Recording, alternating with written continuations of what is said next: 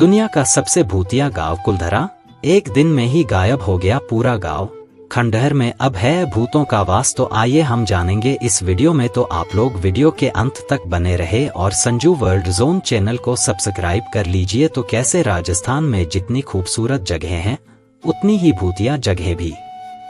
जैसलमेर के पास बसा यह भूतिया गांव में 200 सालों से वीरान है। एक श्राप की वजह से यह गांव सुनसान हो गया।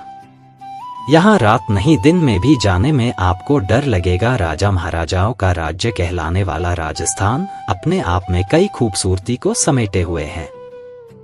रेगिस्तान के बीच किले और प्राचीन महलों को देखने दूरदराज से लोग यहाँ पहुँचते हैं। यहाँ की कलाकृतियाँ जितना लोगों को लुभाती हैं, वहीं यहाँ के भूतिया गांव लोगों को डराते भी है। भारत का सबसे डरावना किला है भानगढ़ का किला भी राजस्थान में है, तो वहीं एक भूतिया गांव कुलधरा भी राजस्थान की विरासत है। इस गांव को लेकर ऐसी कहानियां प्रचलित है कि लोग रात क्या दिन में भी यहां जाने से डरते हैं। रेगिस्तान के बीच कई किलोमीटर तक फैले इस खंडहर में सिर्फ सन्नाटा और डरावना है। जैसलमेर से करीब 17 किलोमीटर दूरी पर स्थित इस खंडहर को लेकर कई कहानियां प्रचलित है। जहां तक नजर जाती है वहां तक सिर्फ खंडहर ही खंडहर, सन्नाटा, सनातन, रेगिस्तान का खालीपन दिखता है। टूटे मकान, टूटी दीवारें डर को और बढ़ा देती है। शाम 6 बजे के बाद यहाँ कोई आता जाता नहीं है।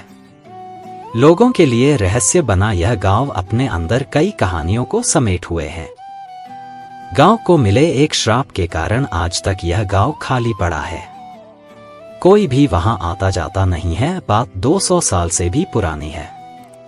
राजस्थान का कुलधरा गांव हमेशा से वीरान नहीं था। कभी यहाँ खुशियां थी, चहल पहल हुआ करती थी। मान्यताओं और लोक कहानियों के हिसाब से इस गांव को पालीवाल ब्राह्मणों ने बसाया था। 5000 से ज्यादा लोग इस गांव में रहते थे। खेती बाड़ी कर अपना जीवन चलाते थे। उस रियासत का दीवान सालम सिंह बड़ा ही अय्याश और मक्कार था। उसकी गंदी नजर गांव के प्रधान की खूबसूरत बेटी पर थी। दीवान उस लड़की के पीछे इस कदर पागल हुआ कि वो किसी भी हद तक गुजरने को तैयार था। उसने गांव वालों को संदेश पहुंचाया कि वो लोग लड़की को उसे सौंप दें, वरना अंजाम बुरा होगा। सत्ता के मद में चूर दीवान ने लड़की को पाने के लिए धमकी दी कि अगर गांव वालों ने पूर्णमासी तक उसे वो लड़की नहीं सौंपी तो वो हमला कर लड़की को उठा ले जाएगा, गांव वालों से 2 गुना लगान वसूलेगा। दीवान की धमकी के बाद गांव वाले लड़की की सम्मान में एकजुट होकर उसके खिलाफ खड़े हो गए। गांव वालों ने पंचायत बुलाई और लड़की और अपनी इज्जत बचाने के लिए रातों रात गांव खाली करने का फैसला किया। सलीम सिंह के अत्याचार से परेशान होकर कुलधरा गांव के लोग रात में ही गांव छोड़कर चले गए। गांव से जाते जाते ब्राह्मणों ने इस गांव को श्राप दिया कि वहां कभी भी कोई भी व्यक्ति बस नहीं पाया, जिसके बाद से वो कुलधरा गांव वीरान हो गया।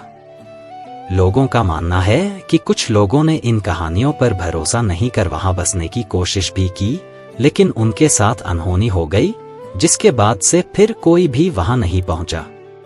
कहा जाता खाली पड़े गांव में रूहानी ताकतों का कब्जा है।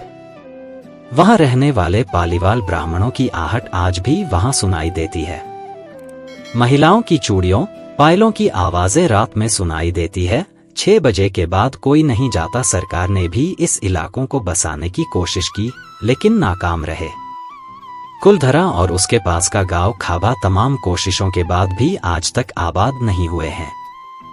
ये गांव अब भारतीय पुरातत्व विभाग ने अपने संरक्षण में ले लिया है। प्रशासन से सुरक्षा के लिहाज से गांव के मुहाने पर बड़ा फाटक लगवा दिया है। कोई भी उस फाटक को लांघने की कोशिश नहीं करता।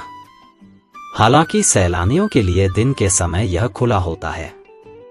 सुबह के 8 बजे से शाम के 6 बजे तक पर्यटक यहां घूमने आ सकते हैं। तो साथियों, यही था कुलधरा भूतिया गांव की एक सच्ची घटना। तो साथियों, आप लोग यह वीडियो कहां से देख रहे हैं आप हमें जरूर बताएं और आप मेरे चैनल संजू वर्ल्ड जोन को सब्सक्राइब कर लीजिए। तो हम इसी के साथ मिलते हैं अगली वीडियो में। तब तक के लिए फिलहाल इतना ही। जय हिंद, जय भारत।